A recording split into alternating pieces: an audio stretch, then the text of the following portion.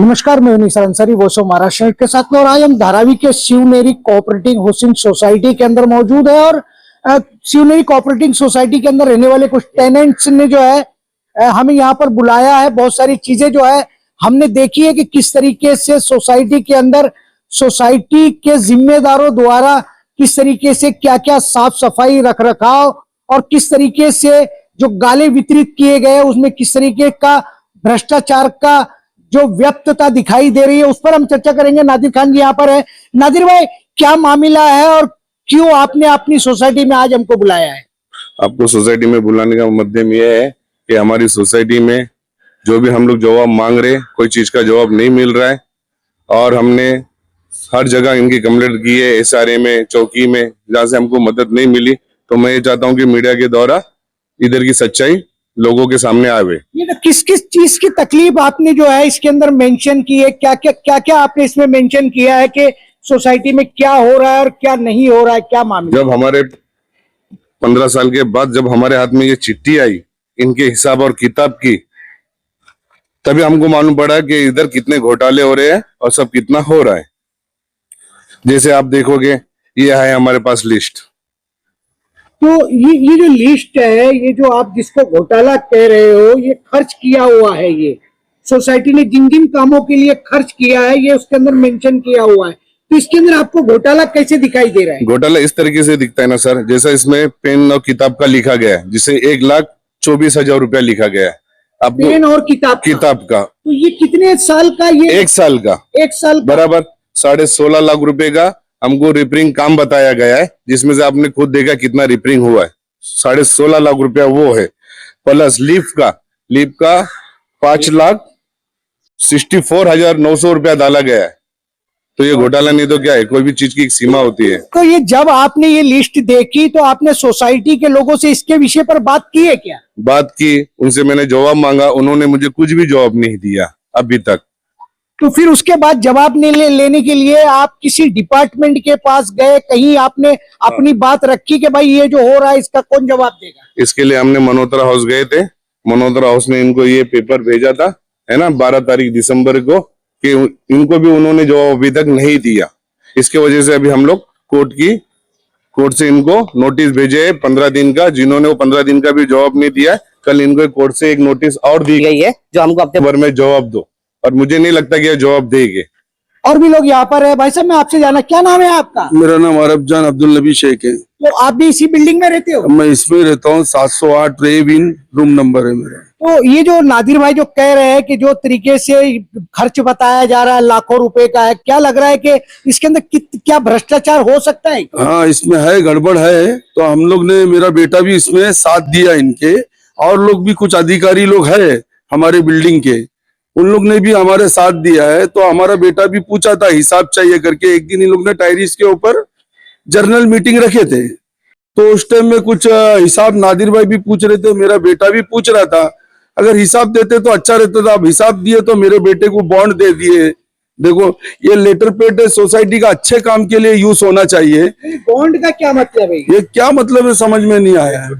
ये पुलिस की कंप्लेंट करने के बाद पुलिस ने बॉन्ड दिया है? हाँ, बॉन्ड दिया है कि आप ऐसा दोबारा कुछ उधर जाके धमकी वमकी दोगे तो मतलब हमारे विषय में धमकी का मतलब नहीं है। आपने सिर्फ बिल्डिंग का रखरखाव का हिसाब पूछा। हाँ। इसके लिए सोसाइटी जो है पुलिस स्टेशन में गए और ये केसेस दर्ज हुआ। बराबर, एकदम सही। क्योंकि हम लोग का आज 6 महीना चालू है और ये लोग ने गए 6 जनवरी को और 7 जनवरी को इन लोग ने हमारे खिलाफ सोसाइटी का लेटर पेड का इस्तेमाल किया।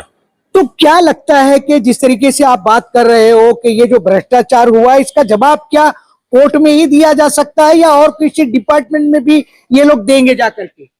ये SRA में इन्होंने कुछ लेटर वेटर डाले थे तो इधर पे लेटर आया ऑफिस में, तो इन लोग ने अभी तक उसका कोई जवाब दिया नहीं। हमने SRA में जाके 3 बार 4 बार इंक्वायरी किया। तो ये जो सोसाइटी है, ये कितने सालों से आपने चुन करके दी है? और इसकी जो हर महीने की मीटिंग होती, क्या वो मीटिंगें नहीं होती है क्या? देखो क्या है, जब ये सोसाइटी एक निजाम करके था, इन लोग के ताबे में देके गया। ताबे में पहले कोकेतकर और एक निजाम थे, जनरल सेक्रेटरी निजाम था, कोकेतकर जो थे चीफ प्रमोटर थे। तो उन लोग इधर से, वो लोग भी कुछ गड़बड़ करके इधर से चले गए। फिर बाद में इन्होंने अपने हाथ में लेके इन्होंने अपने हाथ में लिया, बोले हम इलेक्शन किए, वोट किए, जीते। ऐसा तो हम लोग को कुछ दिखा ही नहीं कि कब इलेक्शन हुआ, कब वोटिंग हुआ। और जब से अभी तक बैठे, अभी तक इन लोग ने कभी ऐसा वोटिंग का जिक्र ही नहीं किए।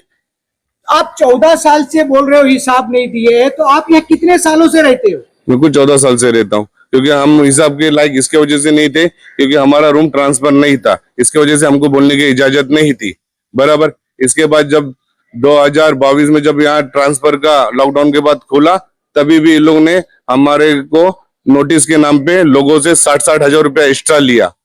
क्या नोटिस? कि तुम लोग को ट्रांसफर नहीं होगा, ये नोटिस आई ली, ये ट्रांसफर के बाद तुमको कैंसिल करानी पड़ेगी। और ये लोग ने माड़ा के 2 वकील लाए थे जिन्होंने 60-60 हजार रुपया लिए थे, जिसकी पावती देके बोले आज तक वो पावती भी नहीं दी है हमको। अभी आप सारे डिपार्टमेंट के बाद में कोर्ट के अंदर गए हो न्याय मांगने के लिए, अगर नहीं न्याय मिला तो आप क्या करोगे? नहीं, कोर्ट से न्याय क्यों नहीं मिलेगा, कोर्ट ही तो सच का। जिस तरीके से जब हम धारावी की बात करते तो ये पहली सोसाइटी नहीं है। धारावी में जितनी भी SRA कंस्ट्रक्शन की बिल्डिंगें हैं, करीब करीब जो हमने सुना, सारी सोसाइटियों के अंदर इसी तरह के मामले दिखाई देते हैं, चाहे वो रूम ट्रांसफर के नाम पर हो, चाहे रिपेयरिंग के नाम पर हो, चाहे रखरखाव के नाम पर हो। और हद तो ये हो गई है जो बता रहे हैं कि 14 साल के बाद ये टेनेंट है जो हिम्मत करके जो है बाहर आए और इन्होंने सोसाइटी से हिसाब मांगने का प्रयास किया, लेकिन उसके बदले में ये मिला कि इनके ऊपर पुलिस स्टेशन में केसेस दर्ज करवा दिए जाते हैं। तो अब ये किस तरीके का न्याय है? और सोसाइटी जो सारे लोग यहाँ पर रहते हैं, टेनेंट्स रहते हैं 200-300, क्या अब कोई भी आदमी इस तरीके से हिसाब पूछने जाए और उस पर केसेस दर्ज हो जाए, वो पुलिस स्टेशन के चक्कर काटे? क्या ये तरीका लोगों को डरा धमका करके चुप कराने का नहीं है क्या? यही वो क्लू बताता है कि कहीं ना कहीं सोसाइटी के लोगों ने कोई ना कोई बड़ा स्कैम तो कर रखा है, जिसकी वजह से वो पुलिस स्टेशन की और सरकार की मदद ले रहे हैं। नहीं तो उनको जवाब दे देना चाहिए था, क्योंकि ये सार्वजनिक सोसाइटियां होती है और इसके अंदर लोग मेंटेनेंस पे करते हैं, पार्किंग के पैसे पे करते हैं, और उसी के नाम पर जो है जिस तरीके से यहाँ पर दिखाई दे रहा है कि कहीं ना कहीं बिल्डिंग का जो पिलर्स है वो फट जा रहा है, लोगों को नहीं पड़ी है।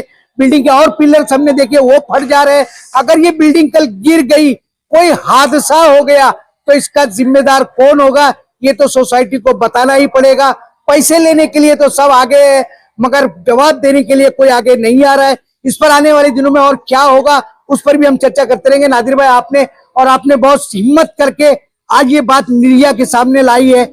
हम इसको बताने का प्रयास करेंगे कि किस तरीके से घोटाले व्यक्त होते हैं और किस तरीके से आपको न्याय मिल पाता है, उस पर भी हम चर्चा करते रहेंगे। आपने हमसे बात की, उसके लिए थैंक्स और धन्यवाद।